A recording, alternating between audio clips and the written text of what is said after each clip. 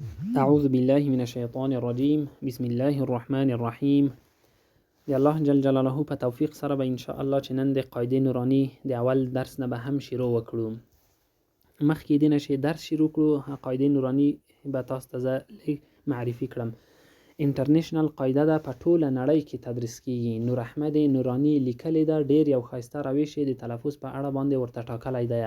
که چیرته قاعده نورانی کم الفاظ یا روش نه په کومه طریقه چې لوستل کیږي که په صحیح توګه زده شي نو ان شاء الله په قرآن کریم کې به هیڅ مشکل پیدا نه کړي. بالخصوص هغه اطفال چې ماشومان 15 کلونه پورته دي دغه تلفظ چې زه تاسو ته ښیم په دغه تلفظ باندې زده کړي نو ان شاء الله چې هغه به آینده ډیره منوره او روښانه وي د قرآن کریم په اړه باندې. اوس به شروع وکړو.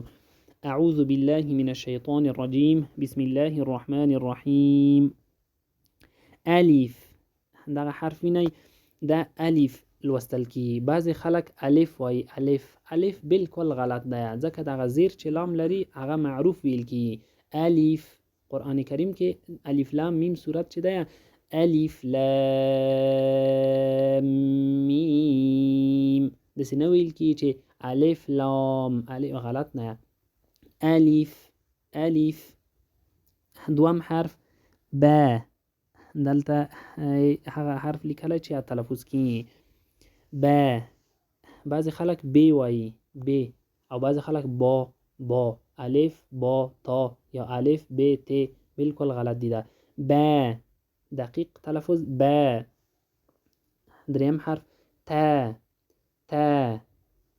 ثا جیم دا ځکه دومره اوږد ویل کی چې د په دې کې حرف د مد دی. هغه میم ساکن لري هغه سبب د مد کیږي نو په دې خاطر باندې طول کیږي یعنی اوږد ویل کی. جیم اکثریت خلک جوم ورته وایي. الف ب ت س جوم غلط دی. دقیق تلفظ جیم. ح خا حرف د خا دا حرف ډک ویل کیږي. د حرف د ح سره باید تفکیک وشي. ح ته وګورئ تاسو عادس ویل کی ح دا داس نه ویل کی چې خا نه. ح وسط د حلق کې ویل کی ډیره ښایسته او ډیره واضحه باید ویل شي. خا دال دا باید داسې ونه ویل شي چې دال. دال ذال را نه ویل کی نه ری. را ز سین شین. نن ورځې درس ته همدې ځای پورې کفایت کوي.